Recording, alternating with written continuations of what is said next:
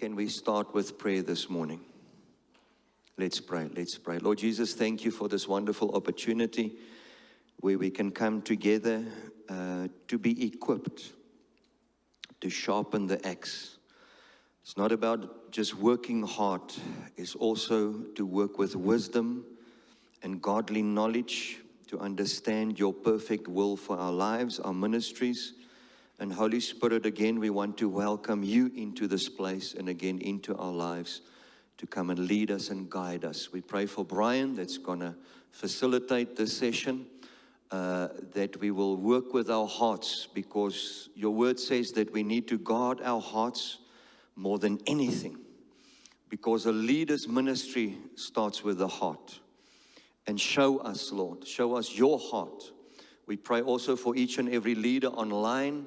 Thank you that we can come together as one. And thank you for this spiritual family. Thank you for Word and Life Network. All of our leaders, Lord, you know what they are going through, and we also use this opportunity to uplift them, strengthen our leaders, heal their bodies, provide for them in every area in their lives. Thank you, Jesus. Thank you, Jesus. Amen. So, all of you received the notes. Can I just see if somebody can just wave for me online? Lindy did send through all the notes. And I want to encourage you, if it's possible, pastors online, if you can print those notes and have it in front of you, because you're going to miss opportunities if you didn't print it out. So, or just make sure you've got it on your screen. And you saw that we've got a plan for the year to build strong and resilient ministries and leaders. But it takes a lot of introspection. It's not the front stage, it's the backstage. Remember, Grounded for Growth, where did we start? We've learned that it's not the front stage. It's more important to look at your backstage, the places where no one can see a leader. That's where we need to focus on. And Brian is going to lead us. And again, let's be open, because, you know, as I told Brian, our leaders are well read. Some of these people are, you know, have studied. They know a lot of these topics. They teach about it. But it's not what we say and what we teach, is how much can we implement in our own life to live with intention. Amen?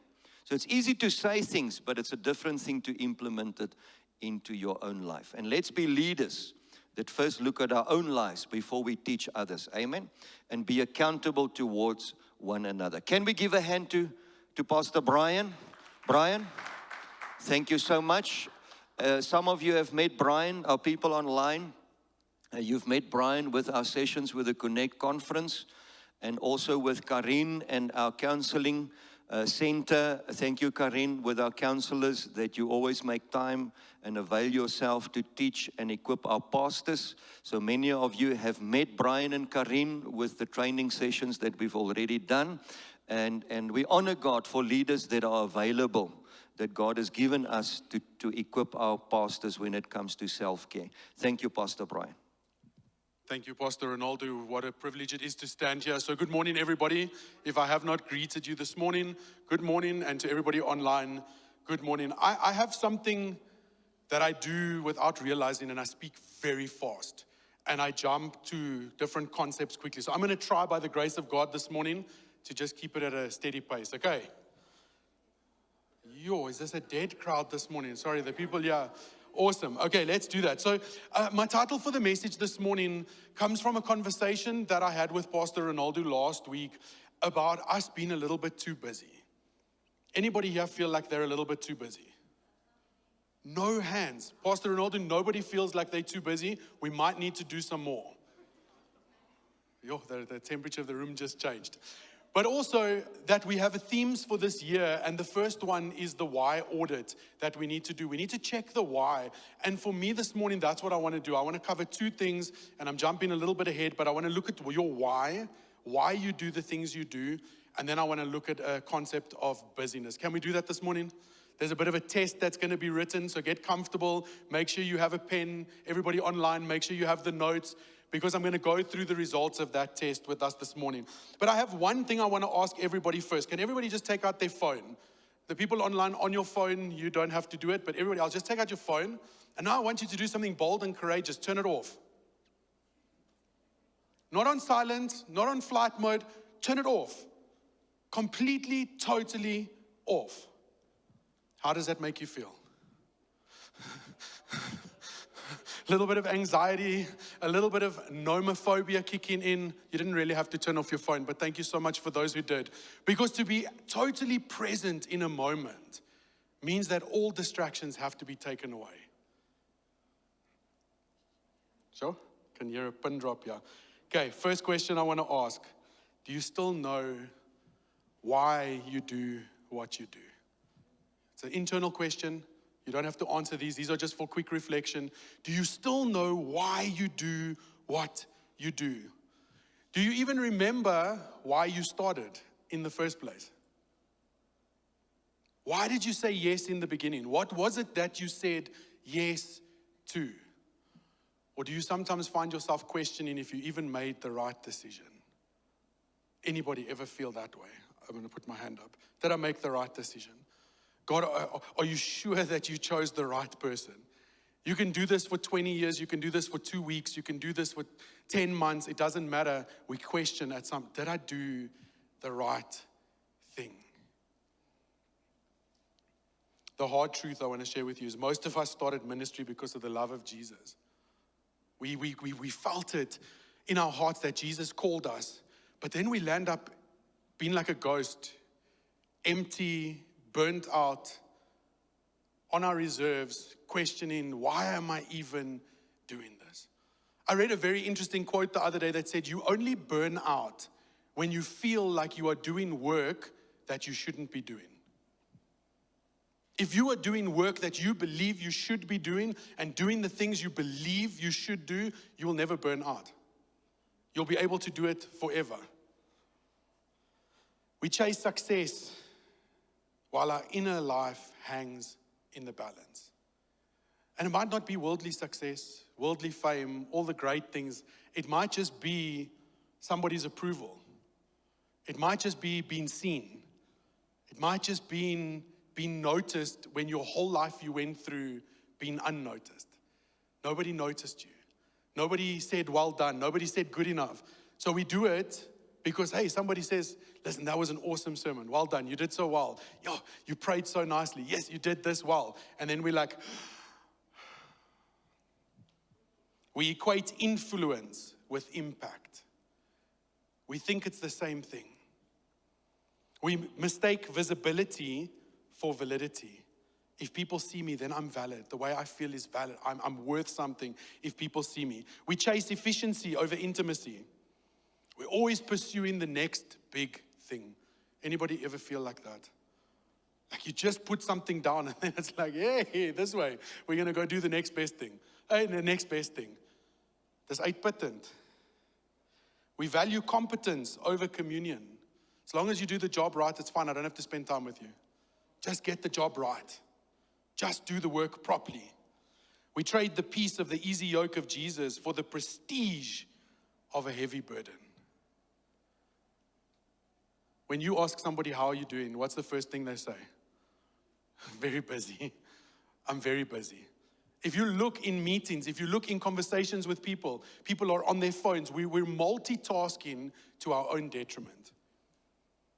We get into a point where we're sitting in one place, sorting out things from another place, speaking to people from another place, and eventually we're actually just not present. We treat burnout as a badge of honor rather than a warning light. It's good to be burnt out. It's good to be busy. I'm working for the Lord. You see, the problem that I find in my life is sometimes I get so busy with the things of God, I miss the God of the things. That I miss spending time with God. Because that's the first thing that generally goes when you get busy, is your spiritual life. But let's not jump ahead. I believe this is about two things. First of all, as I said, Nana, we're going to talk about our why. If you know what your why is, I was talking to Pastor Fatima this morning, and I said, do you know your why is powerful enough to get you out of bed on days that you don't feel like even coming to work? On the Sundays where you know that you have to serve and give and you don't feel like you have the energy, your why fuels you to get out of bed, to be able to show up and help people. And the second thing is because of busyness. I think we get these things wrong because we're just too busy. We live in a world where we are forced to be more busy than we ever were created to be. We have to stop misliving, reaching the end of our lives, only to realize we built a great ministry, but became a stranger to the God that we actually built the ministry for. Great ministry, it does really well. But God asking Adam in the garden, where are you? Wasn't asking physically, Adam, where are you? He was saying, where's your heart in connection with mine? We can do things for God and still miss God completely. The second truth is we need to stop misliving, reaching the end of our lives only to realize we squandered our best energy on diversions, on things that take us on our focus away from the things that really matter. Imagine getting to the end and having missed the mark because of distractions. That's busyness. If we do not eliminate busyness, the busyness will eliminate your soul. I'm going to ask the question before I go to the next slide that I asked in the beginning. Who feels like they're too busy? Honestly, let's just ask ourselves, do you feel like you are too busy? Because we have to start getting honest with ourselves. God never required our busyness. He didn't require you to destroy yourself in service of Him. It's actually really easy. I just want to read Matthew 11:28-30. Come to me, all of you who are weary and burdened, and I will give you rest. Note that God didn't say that I will give you more work. I will give you a new structure. I will give you 5 new steps to achieve the life you've been living. He says, no, come to me. I'm going to give you rest. Take my yoke upon you and learn from me, Jesus says. Learn from Him. For I am gentle and humble in heart, and you will find rest for your souls. For my yoke is easy and my burden is light. You see, the world gives us a yoke.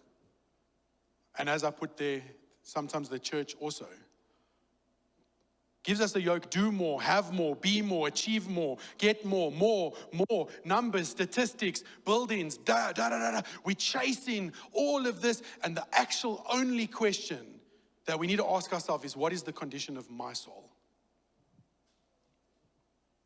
How much do I look like Jesus when I get to the end of this race? How much have I done that Jesus told me to do? Because friends, we're not going to get to heaven one day and get measured on your bank balance. You're not going to get measured on all of these things. You're going to get measured on one thing: Jesus. That's the truth. That's what I just had to share with you this morning as the why I feel these are the things that we need to keep in our minds. Just remember Matthew 11:28 as we go. Because doing more, being more, having more, this is the yoke of the hustle. And as I started with the title, it's my second favorite book in the world, is called To Hell with the Hustle. Because hustling and hurry come from the pit of hell. They do not come from the kingdom of light. So we need to ruthlessly eliminate hurry from our lives. But if we don't know our why, we're going to keep on hurrying and being busy because we don't know what we're actually doing. Jesus offers us a different yoke. It's still work. He still says there's some work to do, but it's work that was made for you. It fits your soul. It builds you. When you chase the world's version of success, you're wearing a yoke that wasn't made for you, and it will destroy your soul. But Jesus, here comes Jesus. And He says, not here's the 10-step plan, not here's how you do this. He says, just follow me. Just be like me. Do what I do. Did you ever see Jesus run in the Bible? I'm yet to find that chapter and verse. Jesus ran for he was late. Jesus was overwhelmed with his workload and his emails, so he couldn't be there. Jesus had too many commitments at the same time. I love Jesus. He said no quite often. The disciples are like, let's go this way. Jesus is like, mm-mm. He knew his why. He knew what he was meant to be doing. And I think today, pastors, friends, if we know what we are meant to be doing, it's going to change the whole atmosphere, temperature, trajectory of our lives. If we know our why. Jesus shows us that we can live better by living like him. So that's the what. Now let's move over to the high. To the high. It is the high point of this day. To the why. I want to ask you a few questions, and I really want you to be brutally honest with yourself with these next few questions. Nobody's going to see your answers. This is between you and God, and it doesn't matter if it's your first day in ministry or your 9,750th. Let's just be honest with ourselves today. Let's just let these questions just sit by our hearts. First question that I want to ask. How does your soul feel when you wake up?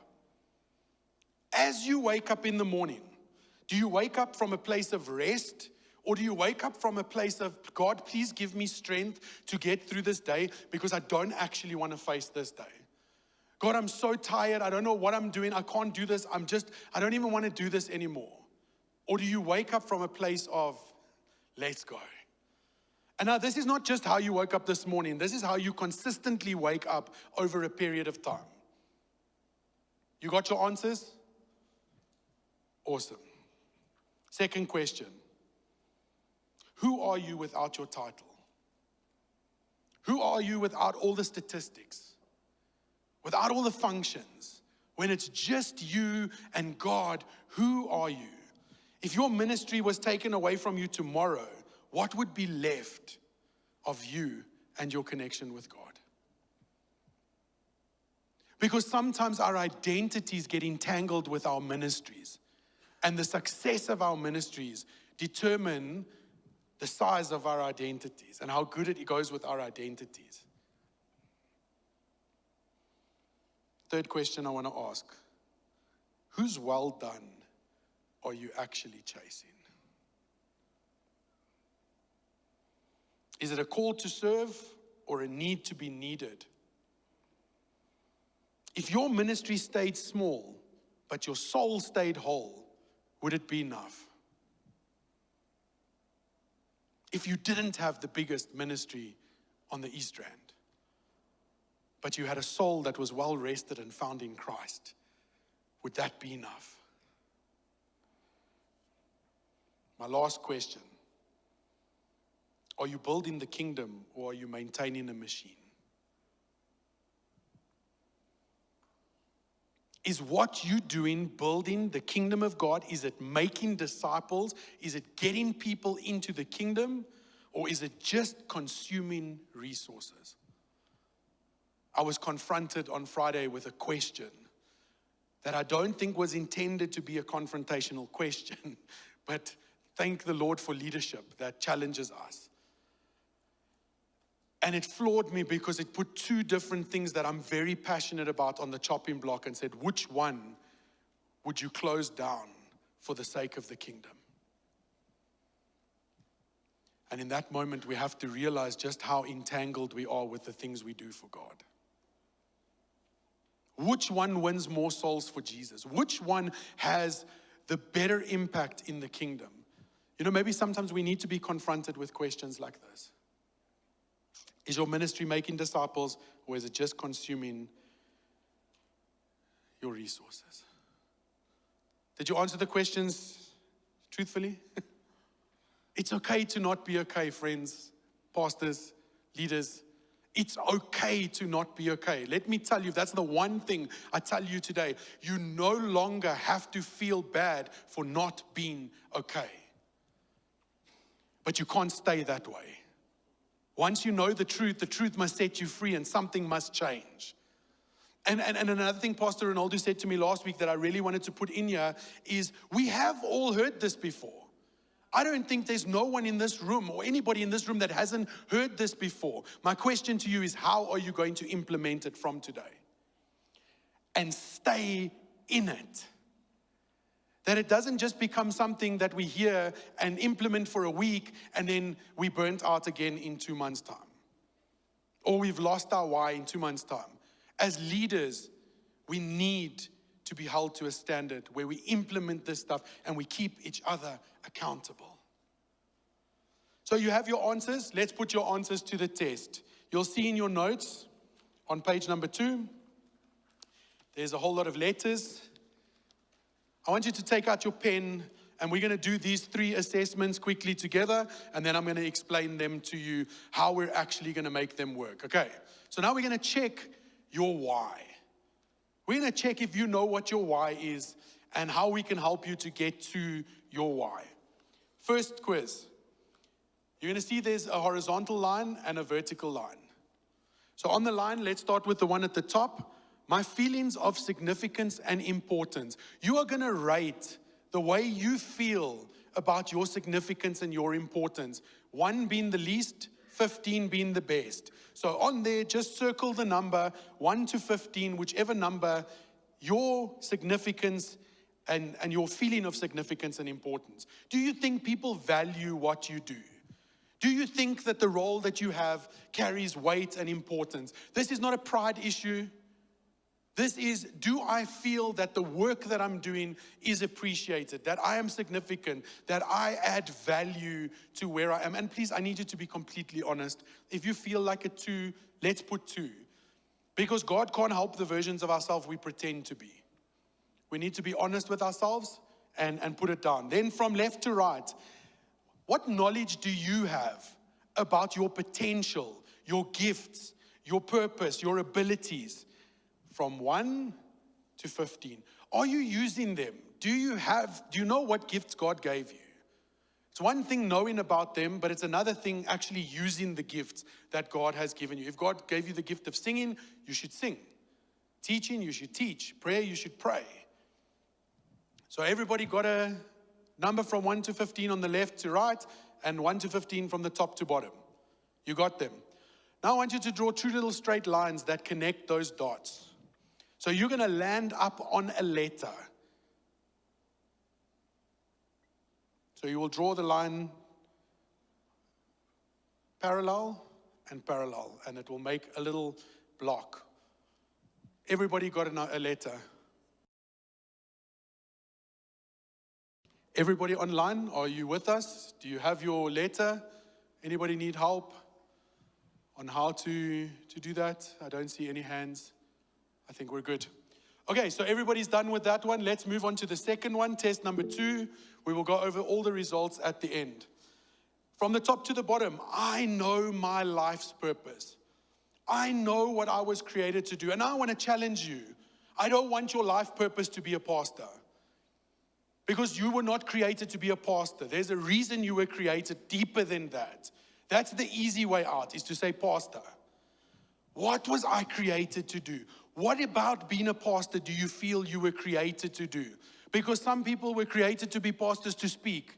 Others were created to be pastors to be shepherds because they want to be with people. What is your reason and purpose for being created? Do you know it? 1 to 15. From left to right, I know what I want to become. I know what I want to achieve from my life. I know it, I believe it, I'm living it, I'm going through it. Let's get a quadrant over there. So circle your 2 letters, and then you will land up in a block. Just put a circle in the block that you land up in. And there's no right or wrong answers here. If you land up in the top corner, it's okay. If you're in the bottom corner, it's okay. It's your truth, it's your reality. Third one, let's go to test number 3. Everybody good with number 2? Let's do the last one, and then we can get some results from these tests. Top to bottom, I have identified problems in this world that I can solve. I know what this world needs, and I know that there is something I can do. 1 to 15. Again, 1 is I might not have any idea. 5 would be I know and I'm not living in it. 10 is I know it, I'm living in it, but I could get better. And 15 is I am living the dream. From left to right, I know what I can get paid for. I know what work I can put out there that can actually be invoiced. Anybody knowing the concept of Ikigai, you'll see that these are very similar questions to knowing your life purpose. What the world needs, what you can be paid for, what you love doing, what you're good at. You'll start seeing this now. Everybody done? You've got all 3 blocks. I don't want anybody to have an empty page. So when I give you the answers, we can't change our answers for the block we want. Can I see thumbs up from everybody who's ready? So I can see that you're there. Online, we have some thumbs up. That's good. Yeah, everybody at the back. Lindy, you done? Cool. Okay, let's go through the answers now. So a dot on a page is just a mark. But for us, this is going to be a mirror. Don't feel bad for what you've got in each of these areas. Let it be inspirational dissatisfaction if it's not where you want it to be. Be so inspired to change that you become dissatisfied with where you are in your life right now, or become so dissatisfied with your answer that you become inspired to change. Can we do that? Awesome. Test number 1. If you landed, sorry, we get in there quickly. We're going to have to skip quite a few slides, JP, sorry. You're going to go to heart diagnostics, the drifting of the soul. Okay, so if you got the D, top left, quiz number 1. Anybody got the D? Don't put your hand up. Don't put your hand up. This is the drifting soul. This is the area we call fast asleep. This is the area, Lindy is going to share these after the meeting so that you can go through it a bit more in depth. We couldn't get it bigger on the screen without it cutting. But this is the fast asleep zone. You might be misliving or skimming along the surface if you got this drifting soul. So maybe you don't know what your importance is yet, and maybe you don't know what you should be doing, but we want to help you with that. You need a greater awareness of your God-given gifts and the significance that you do in your work. We'll move to the right, the striving zone, the S. This you might be in a place of frustration. You want more. You're doing frantic effort. You're doing all of these things. You know some of what your potential is, but you don't know how to get there. Or you haven't found a way to use it in a meaningful way yet. We want to help you to get out of that frustration, to find your purpose. The B, the last one, top right-hand side. If you're there, you're on burnout border. If you got that zone, top row on the right, you're probably heading for burnout and need to do some readjusting. You know your gifts, but you feel that you have no significance. You feel that the gifts that you have are not being utilized, or that you don't have a place to live them out. This is the discouraged zone. You're at the risk of distracting yourself into spiritual oblivion. If you're in the top zones, we call those the danger zones. If you're in any one of the top 3, you need to act. You need something to change quickly.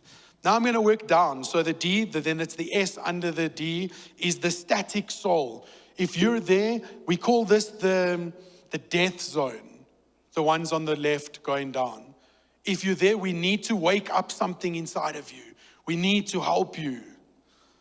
The S, which is the static soul. You feel a moderate sense of significance and you have some knowledge of your gifts, but you've decided to stop growing.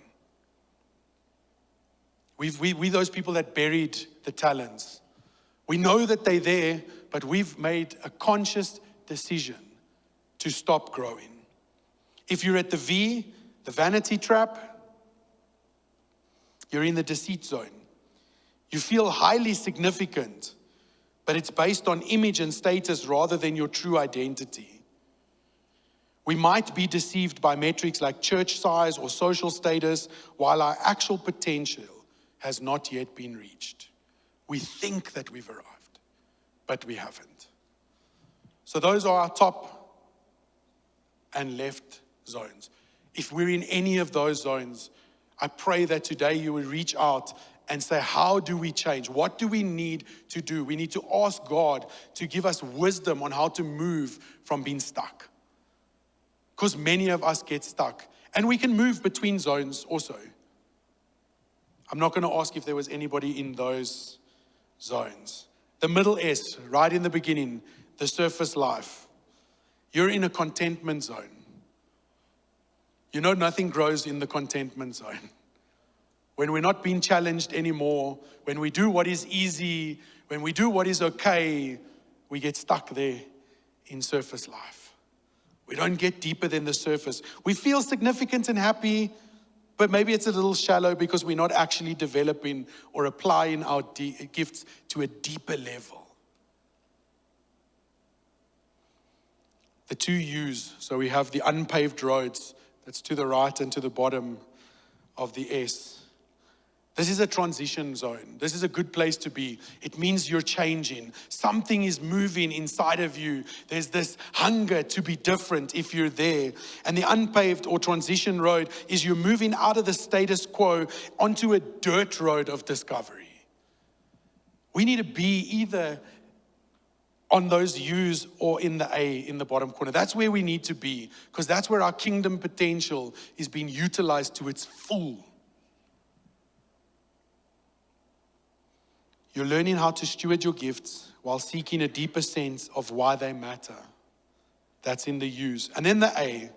Can I see? I'm going to ask with this. Who's in the A? Who got to the A? Okay, online. Can we see by show of hands? Who's in the A? The bottom right. Abiding.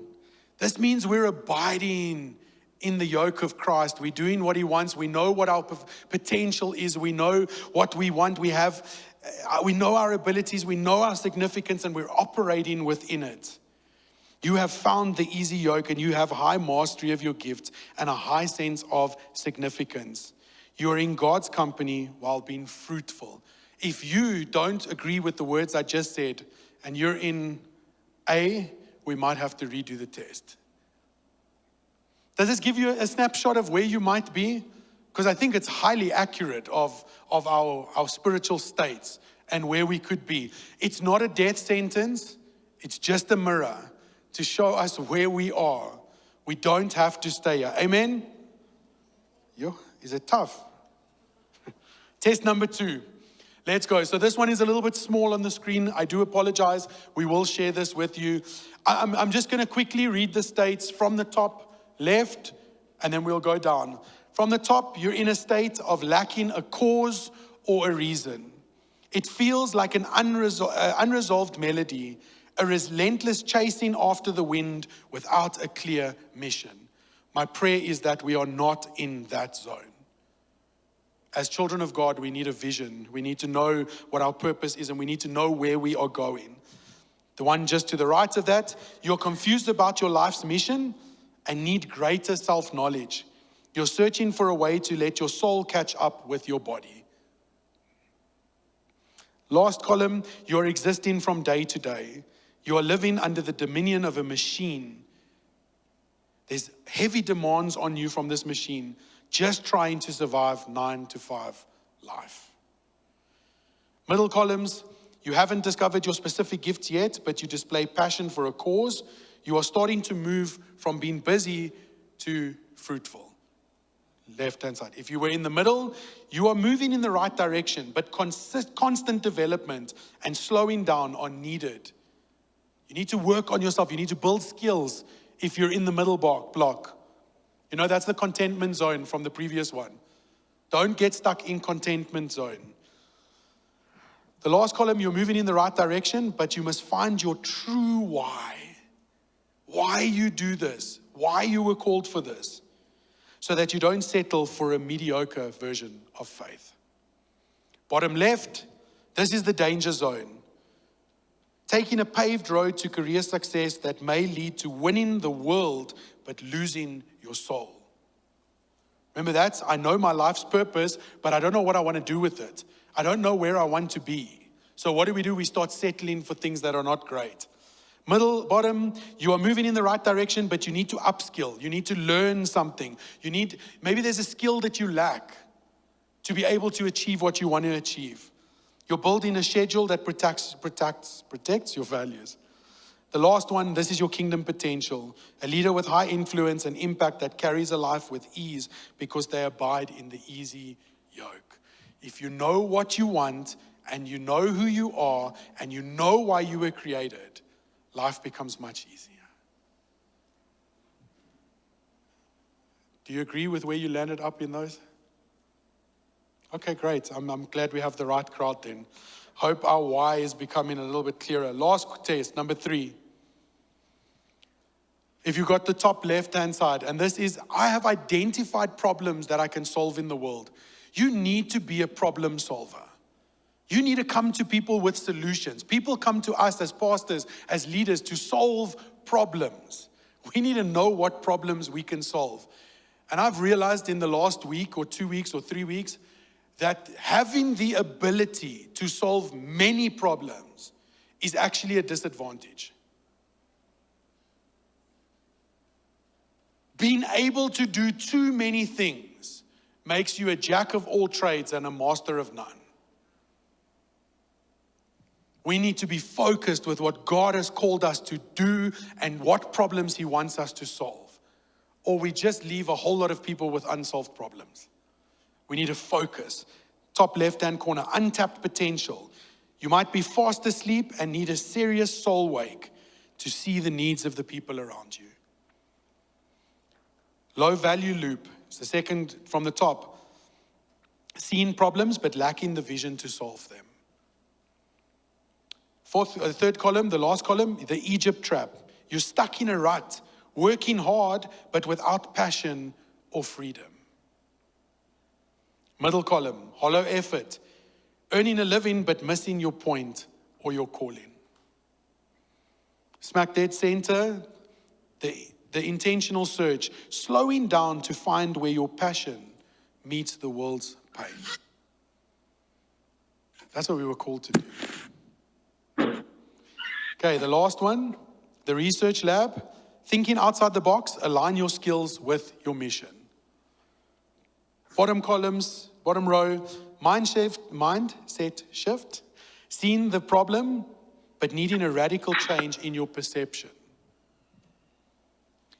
The skills trellis, upskilling, and we're going to talk about the trellis in the second half now when we move on.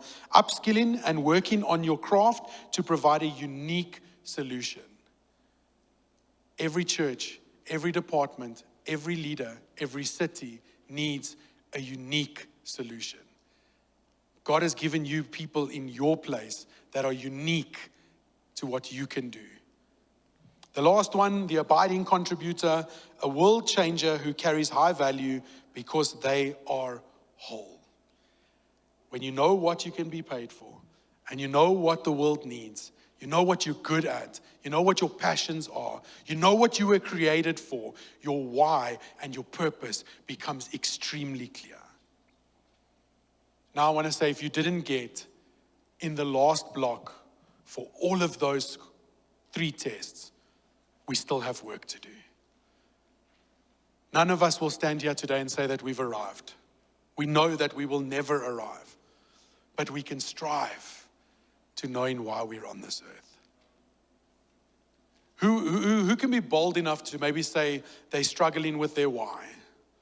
I'm still checking what my why actually is. And you can know your why today, and tomorrow you can battle with it. But my prayer for you today, for this half of this teaching, is that you will know your why. You will know that you have worth and you were created for a purpose. Any questions before I move on to the next part? Anybody want to ask a question about this? Anybody want to say how it made them feel? Anybody online, you can just raise your hand and we will listen. Anybody want to answer from this side? One person? Does it make you feel happy? Does it make you feel motivated, scared, motivated? We have a motivated. Motivated from this side? This is the quiet side. Okay. We have a hand online. You can unmute and speak to us. Hi, morning everyone. Can you hear me? Yes, we can.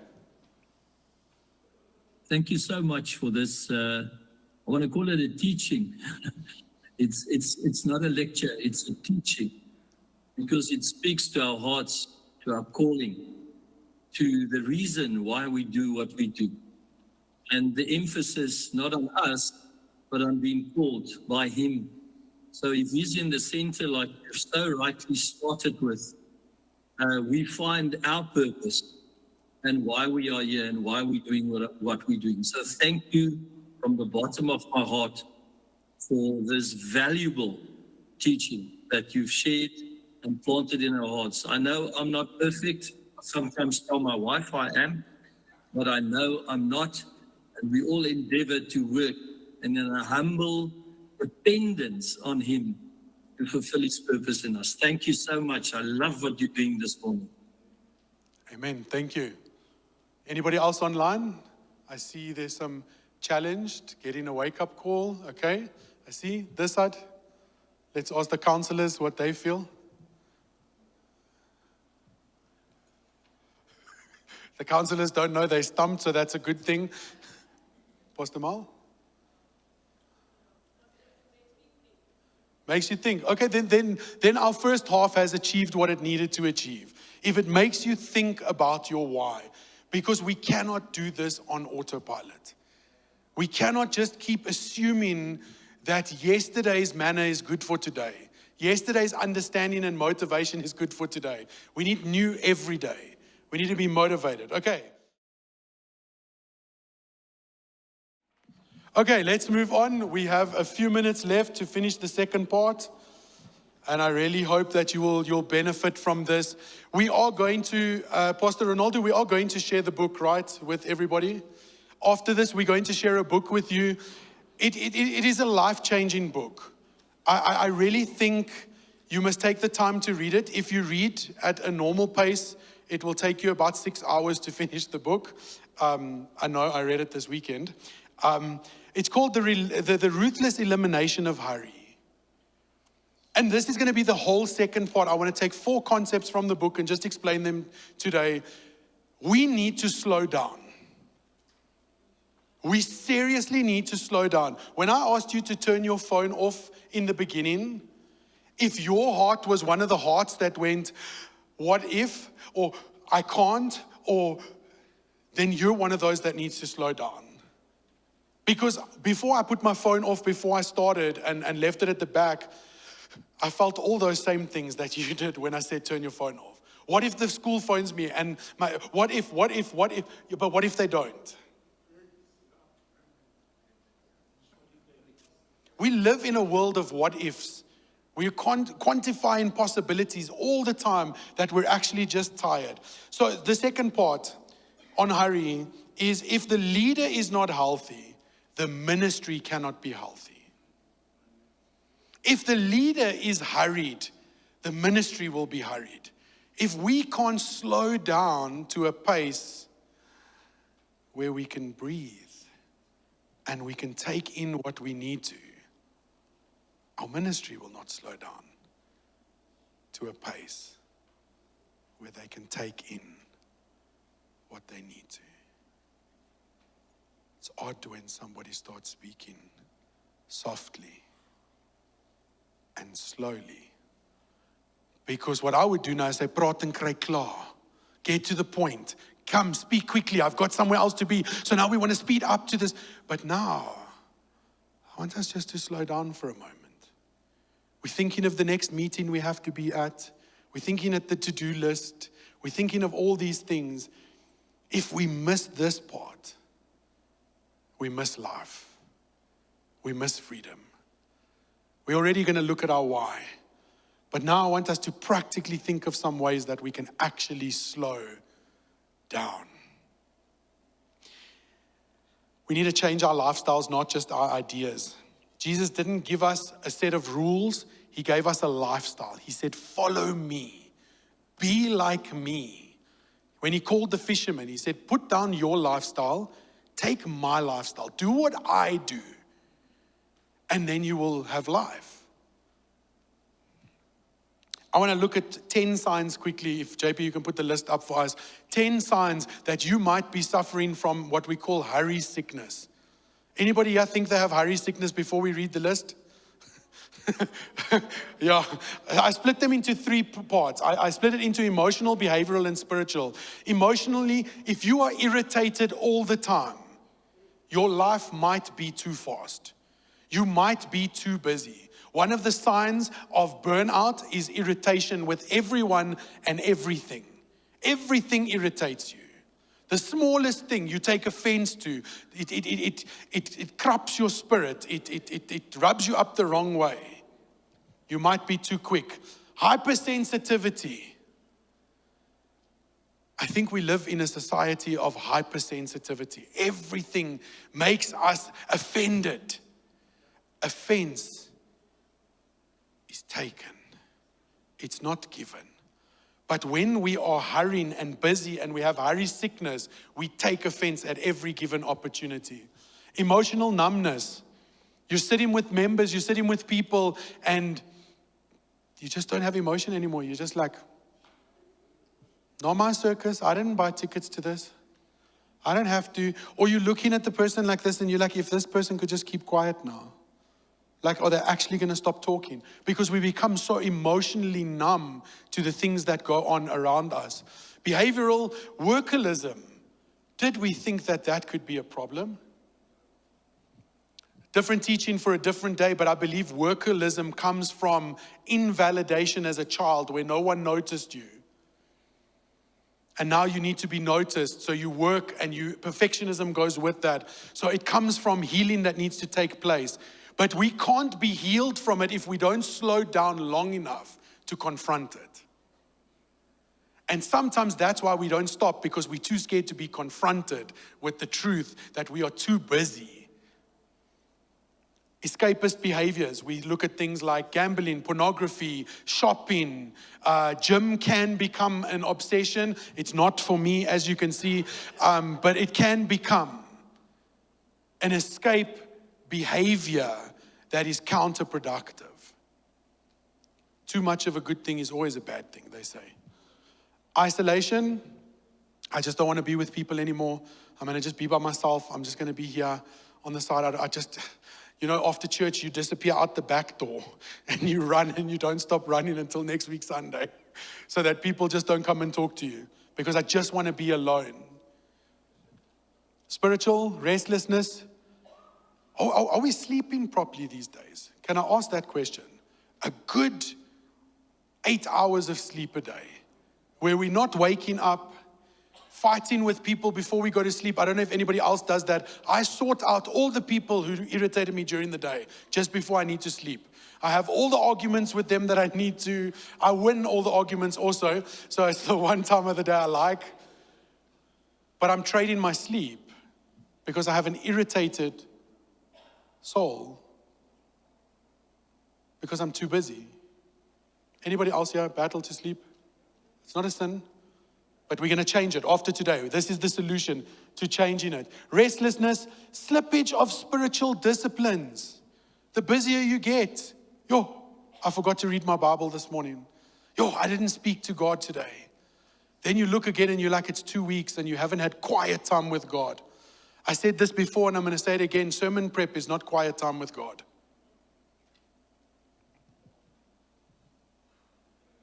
And unfortunately, sometimes we get so busy that our sermon prep becomes our only quiet time with God.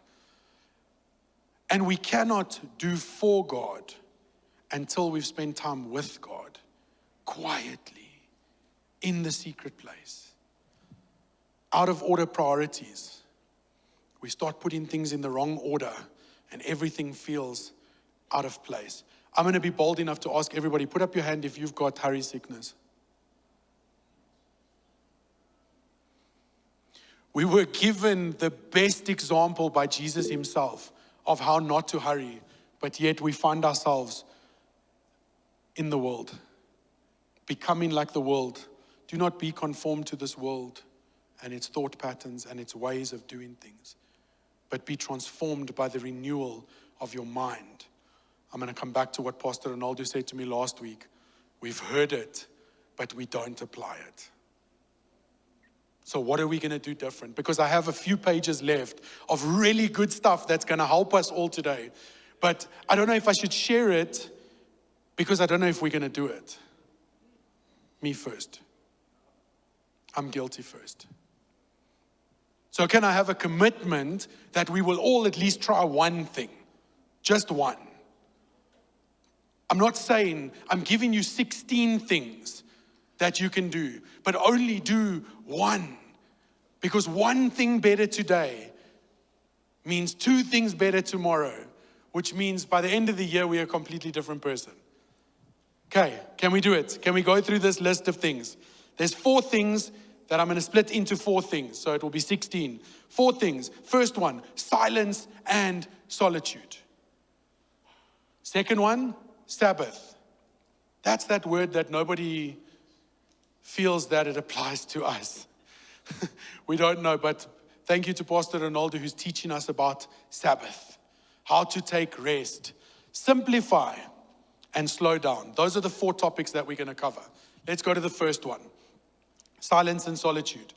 The goal of silence and solitude is to unclutter your ears so that you can hear your own soul and you can hear God's voice. We don't like quiet.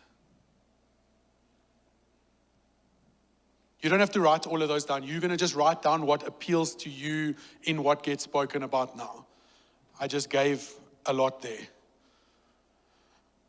I don't know, everybody here has had an opportunity to speak in front of a crowd of people.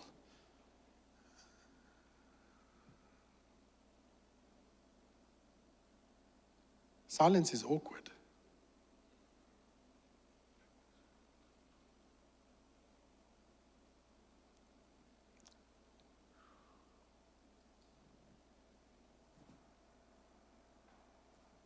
Because our minds are running. Come, bro, finish. You see the legs start going, you check the phones come out, because there's silence. We are scared of silence. We are scared to be alone. Silence and solitude is a quiet place where you let your soul catch up with your body. Imagine taking some time throughout the day just for silence. Just for silence. There's something that happens in silence if we're willing to take it. Silence removes digital noise so we can be fully present to God. You know, sometimes we shouldn't pray. We should just sit in the presence of God and let Him talk. We should just soak up what He's got for us. But yet we have schedules and to-do lists and busy. So if I quickly give God my shopping list and I tell Him what I need from Him, then silence. Jesus knew about silence and solitude. 40 days in the desert, in the wilderness, in the quiet place. He knew what He was doing. If you look at key moments in His life, He always disappeared for times to go and be quiet. Because I think sometimes He needed to get away from the voice of the humans in His life. The voice of the world, the busyness of the world. When last did you get away from the busyness of the world? It's the space where you face your true heart within the safety of God's love. And without silence and solitude, your relationship with God will start to wither. You need it. How do we practice it? Put some time every single day to be away from your phone. Imagine that. Be away from your phone. You want some silence on your phone? Let's do this. If you take out your phone and you mute all your notifications, your phone no longer tells you when you get a WhatsApp. Your phone no longer tells you that you got an email. One better, let's take our emails off our phones. You can only check your emails at your laptop or at a work computer or at your home computer. That's going to give you some silence. The statistic in the book is that we touch our phones over 2,700 times a day. Research has told us that every time you pick up your phone, it takes you 15 minutes to focus again on the task you were busy with. My phone told me I pick up my phone 172 times a day. I don't have 172 15 minutes in a day to get back into doing what needs to be done. Our phones were designed by people to take all your attention. We're sitting in meetings, busy on our phones while someone is talking. We're sitting at the dinner table with our cell phones because a member has contacted us while we're at the dinner table, teaching our children that our time with them is not as valuable as the little golden calf on the table that calls us to order. Imagine getting home and turning your phone off till tomorrow. Tough. That's why there's over 3,000 rehabilitation centers in China for people with their cell phones alone. Rehabs only for cell phones. We can't get quiet when we have this thing constantly in our ears, putting us on demand, always on, always connected, always checking. We have actually become dopamine addicts. We just want that little hit of reward and feel good the whole time. So we just keep checking our phones. You know, your body doesn't know the difference between taking a drug and getting a like on a picture on Facebook. Do you know that? Your body doesn't know the difference. It even doesn't know the difference between eating a piece of chocolate and being intimate with your wife. It also doesn't know the difference. The same center of your brain is activated all the time. And when it's overstimulated, it gets depleted. And then you want to know why we're depressed and why we don't feel good anymore. Because we don't practice silence and solitude. Practice breath prayer. What is breath prayer? Take a breath in on, the Lord is my shepherd. And on out say, God, you are all that I need. Use a scripture. Every time you breathe in the word of God. Speak the word of God over your life. But we don't stop for long enough to do it. Create a designated quiet chair space in your house. This is the chair. I've always taught this before. I said you should have a social media chair. You should have a work chair. You see, our beds have become places where we watch TV, answer emails, play games on our phones. It's become this place where your body doesn't know what to expect when you get to these places anymore. So we need to teach ourselves differently. I am only allowed to check my social media on my computer, not on my phone. Oh, what am I going to do without social media? Start with just 10 minutes of sitting in silence.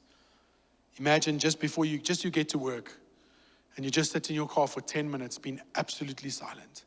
No phone, no nothing. You're not even praying in those 10 minutes. It's just silence. It's a reset.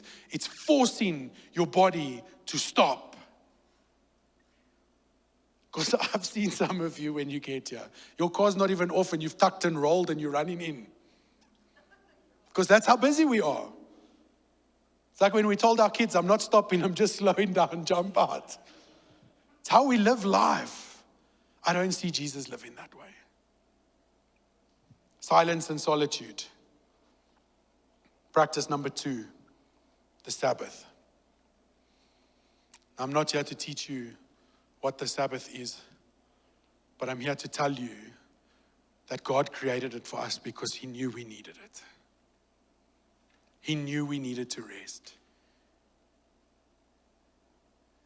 Rest is necessary. The goal of the Sabbath is to stop doing and start being. For one day. Yeah, but I don't have a day. You actually do.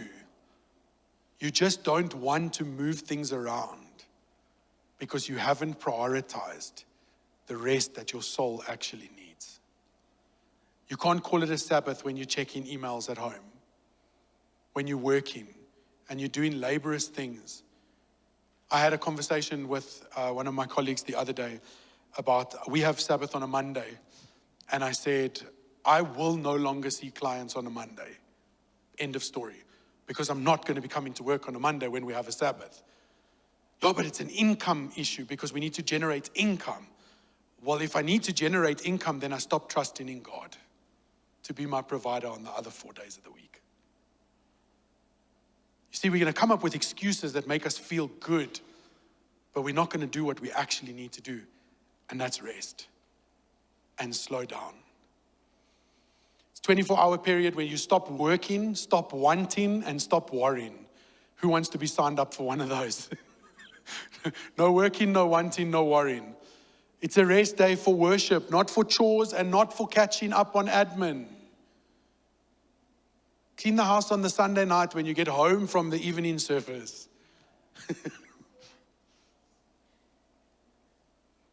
How important is your rest to you? How important? It acts as a rebellion against culture and says that you are only worth what you produce. You are not only worth what you produce. There are days of the week that you don't need to produce anything. 1 day a week. And if we want to get technical about it, Sabbaths should happen more often. And the longer you're in ministry, the longer your Sabbath should be. And the rests you should take in between. You know, the Bible said every 7th year we let the ground rest. Go read into it, you're going to see. There's actually times where you as a pastor should be taking like a month off. Amen. And it was not one pastor that said that. It was someone else. Last one, it reminds you that ordinary life is enough. And God is always in control. We need to take a Sabbath. Let's go to the next slide quickly, JP. How do we practice it? Turn off your phone and put it away for one whole day. Imagine that. Only do things that spark delight or connection with God and things that connect you with your family for that day. Imagine taking some time and not answering your phone. We have taught people how to treat us. We've taught people it's okay to phone you at 11 o'clock at night. It's okay to phone you during your family's dinner time. It's okay to bombard you with things during the day. You know what? Your members will survive. They will survive tomorrow. There are emergencies, obviously. And there are things, but we must get good at fielding those emergencies. No screens, as I said. You know, and it's not just your phone. It's TV. Do you know how much TV the average South African watches? 3 hours of TV a day. A day, 10 weeks of the year, you are watching TV. If you take 1 day of rest a week, for the average human lifespan, you gain 10 years. And the people who practice the Sabbath religiously live 10 years longer than everybody else. If you take a Sabbath, you're going to live longer. If you rest, you live longer. Interesting fact. If you want to read a physical book. Love the smell of a book and the feel of the pages between your fingers. But we're so digital, so quick, so good. If you want to talk to somebody, how's about this? Go see them. Don't phone them, go see them. Get off the devices, it's not connection. Prepare your food and chores the day before so the day is truly work-free. It's counter what we used to. That's why I see some people saying, yeah, okay, Brian, tell me how you want this to logistically work out for me. You don't know my life. No, friends, pastors, leaders, I want to tell you today, you don't know your life. Just like I don't know mine. And that's why when we do this, Confessions of a Workaholic really quickly. We'll move on to the next one now. Every day, take my laptop home, work. Work because it's how I get my validation. Let me just get the work done. My laptop crashed 3 months ago. They've taken 3 months to fix it. They're still busy with it. I haven't had a laptop at home for 3 months. The church is still standing. My emails are still answered. Nothing fell apart because I didn't do the work at night that I thought was holding the foundation of the kingdom up. Plan your day. Finish what you need to during the day so you can rest. Next slide, JP, please. Simplify. The goal is to prune pleasant diversions. See, that doesn't say unpleasant things from your life. Sometimes we have to get rid of good things in our life to make space for the things we need to do because we're just too busy. It steals our best energy. It is the intentional choice to live with less, to minimalize. You just get rid of clutter. It's biblical. It's biblical. The Bible says if you have two, give one away. But we're accumulators of stuff because our identity sometimes is in our stuff and how much stuff we have and the things. I don't know about you. I like shopping when I've had a really bad day. Retail therapy works because it is a symptom of a busy life. So we buy more stuff, we accumulate more stuff, and then we just have more clutter to deal with. Every item you own costs you limited time, money, and attention. When you bought that thing, did you ask how much it really cost you? The TV. Did you ask how much it would really cost you? Not just in all the subscription services, but in how much of your attention needs to go into that thing. When you bought that cell phone that made you twice as fast, because every time a new version of the phone comes out, they tell us this one is going to change your life. This one is going to make you more productive. Yeah, at what cost? Because now it has more of my attention. It rejects the cultural lie that more stuff leads to more happiness, and clearing clutter in your home creates space for prayer and relationships. Imagine that. 2020, during COVID, I purged 60% of my house. I literally got rid of 60% of everything in the house. And that night when I had finished, it was actually like there was a silence in my house. Like the stuff had been screaming. Like it had created a noise in my life that had left the day that the stuff left. How do we do this? Prune your wardrobe down to the things you only love and wear. Who keeps stuff because one day I'm going to fit into it again? One day I'm going to wear this. December I did it. I just decided. I cleaned out my whole cupboard again. Every second pair of clothes I didn't. I had 60 pairs of shoes. I have a thing for shoes. I love shoes. I now have, I think, 15 pairs of shoes. I have 6 t-shirts, 3 jackets, 2 pairs of jeans, and 2 pairs of long pants. That's all I have left in my cupboard. When I open my cupboard, it's easy. I have the same shirts in 4 different colors that every day of the week I wear the same shirt. When you simplify, it gives you a lot more time to be present in the relationships around you. How many of the people, I'm not going to say ladies, I'll say people, spend more than an hour getting ready in the morning? Okay, Pastor Leon takes an hour. How much time do you waste in getting ready because you have too many decisions you have to make? Okay, all the busy people don't have time. Audit your subscriptions. Look at how many subscriptions you have. Netflix, all of those things. Everything vying, all your music apps, all of this stuff. Everything is vying for your attention. TV. Oh, it just steals our time. Doom scrolling. Check what apps you have on your phone. You don't need all of those apps on your phone. You don't need 1,000 notifications. I don't know about you, but I checked last week. I get approximately 1,300 WhatsApps in a day. I'm done with WhatsApp. It's too much. Constantly on. Imagine getting 1,300 notifications in the day for messages. That's not emails. I think I have now about 6,000 unread emails. Because we only get to the stuff we can, the urgent thing. Simplify your life. Use the 1 in, 1 out rule for any new purchase. If I buy this today, I have to get rid of something else. Because we can simplify our lives. We complain about money, we complain about finances, we're begging God for financial breakthrough, but then we don't have the wisdom that comes with it to not purchase new things and to... Whenever somebody asks me to pray for them for financial breakthrough, I first pray for wisdom. For when the breakthrough comes, that we know how to deal with the money that's coming. Practice fasting from shopping for 1 month. Try it. Not buying anything you don't need. Food is different. But even food, look at how we shop with food. How much stuff do you throw away because you bought it because you were hungry when you went shopping, and now it's... Let's move to the next one, JP, please. Practical ways to simplify. Ask yourself, what is the true cost of this thing that I'm buying?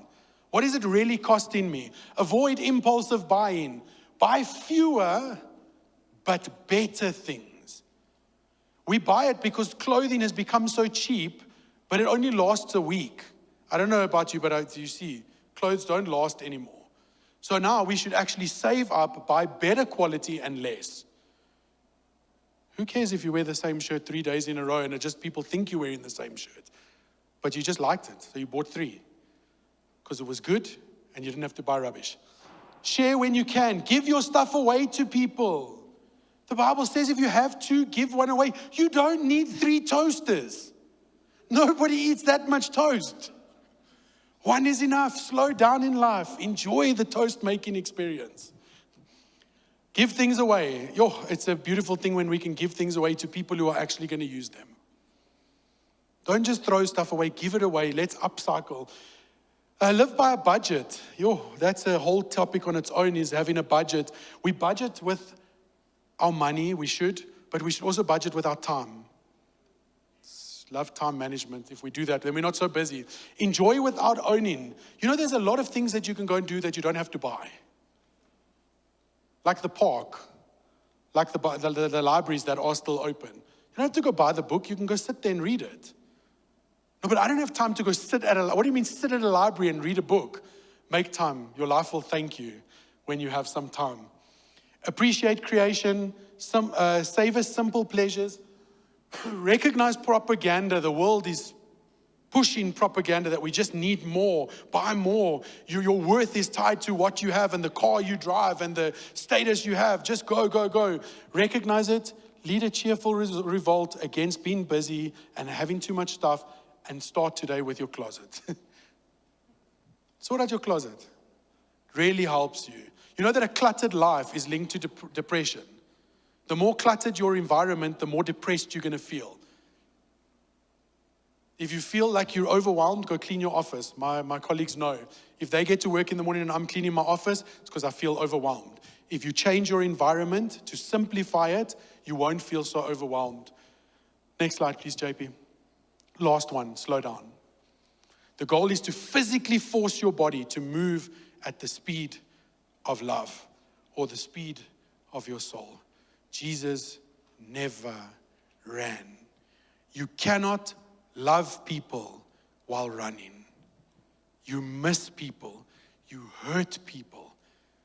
We miss opportunities because we're constantly busy. Constantly busy. You know that we have the same 24 hours in a day that Richard Branson has, and he runs 300 companies. Can I say that again? You have the same 24 hours in a day. How we choose to use it is up to us. So busy. One of the things, and I'm going to jump to the next slide and I'll come back to this one, is one of the things we can do to slow down is, and I love it that the book says, drive the speed limit. Imagine that. Driving the speed limit. Over the bridge, I drop my kid off at school and I come over the bridge and I got cruise control on 60. It's 500 meters, I was overtaken 9 times. I'm sure there was an old lady who tried to push me off the road. And it wasn't Tani Ina.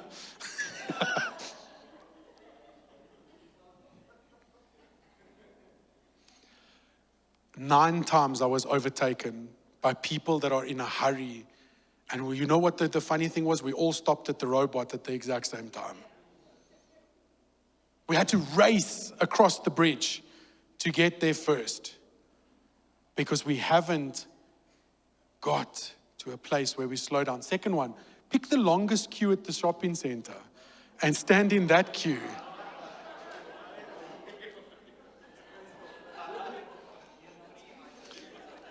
Just for those online who can't hear what happened here, maybe it happened with you also, is everybody just went crazy for that statement. We now have identified everybody who needs to heal. We've taken photos and we will be following up with them. Pick the longest queue at the supermarket and learn to practice patience. You asking God for patience. He gives you long queues. You're like, no, thank you. I'm going to go and be highly strung, highly anxious, irritated, and rude in the short queue. You're so rude. We're so rude.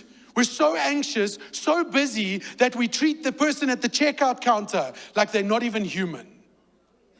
We don't stop long enough to see their name badge and greet them by their name. We go to a restaurant and we get served by somebody that we can't even call them by their name because we're so busy and so hurried. Point number 3, put your bed to phone, your phone to bed.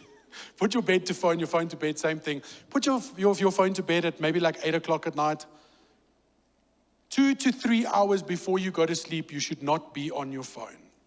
Your kids, 4 to 6 to 8 hours before they go to sleep, should not have any blue light.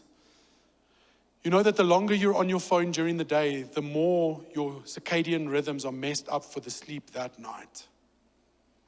It eats the melatonin in your brain. That's why we have blue light filters. You should not watch TV. You shouldn't have overhead lights on in your house after like 6 o'clock. You should have lights that are under eye level, so that you can actually start creating an atmosphere for sleep. Because your body doesn't actually know when it should sleep and when it should be awake. You know, you sleep, you get into bed, and then you skrik wakker because you realize there's an email you didn't send. It's unhealthy. Walk slower. This is the only point I'm going to be in contention with, because my grandmother taught me when I was younger, someone who walks slow doesn't know where they're going and they have no purpose. So now I walk fast, like 3 times. My kids have to like quick step. Anybody who knows, I like to walk fast. But it comes to a time where we need to slow down. It gives us anxiety to think about slowing down. The very thing that's going to cure our anxiety is giving us anxiety. Do you understand where we find ourselves? Jesus says, take my yoke, for it is easy. He says, live like me. Don't live like the world. Know your why. Know why I called you and why I created you. And then live like me as you achieve everything I've called you to do. You know, we get to the point where we think, what are we actually doing here? But we must ruthlessly eliminate hurry from our lives, because nothing else really matters. We need to slow down. We aren't fighting for an easy life. We're fighting for a healthy soul. What does it benefit a man to gain the whole world but to lose his soul? To lose sight. In the end, your greatest contribution to the kingdom of God will not be your labels or your metrics or your hustle or your busyness or your systems or your service. It will be the person you've become in the presence of Jesus. So what person are we becoming today in the presence of Jesus? Because when we run and we're busy, we cannot give what we do not have, and we cannot lead where we haven't been. My closing question before I give back over to Pastor Ronaldo is, what are you going to do now? Because now again we've heard it. Slowly. I tried not to rush through this one. Slowly. What are we going to do about it? Thank you very much.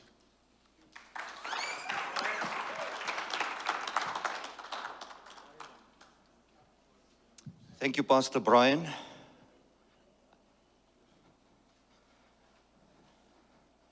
The why audit. As Pastor Brian said, we all heard it. We've read about it. But do we live with intention? And I think all of us, if we can make an altar call now, I think all of us would come to the front. Amen? All of us. But there's room for improvement. And in this busy life, with all of the technology, AI, all of these platforms that are available to our people, it's going to become more urgent to teach our people to slow down. And that we will look after our people and care for our people. I mean, the statistics, and you can Google it or you can AI it, whatever platform you use. 42% of pastors in 2022 considered quitting full-time ministry. A sharp increase highlighting a burnout crisis. All of us need to hear and listen and slow down. Our souls were not made to run at the pace that the world expects us to run. So last year, we started with this team to say, on our most busiest day, which was Mondays. Who of you remember the old Mondays? Mondays were very busy. We had all of our meetings.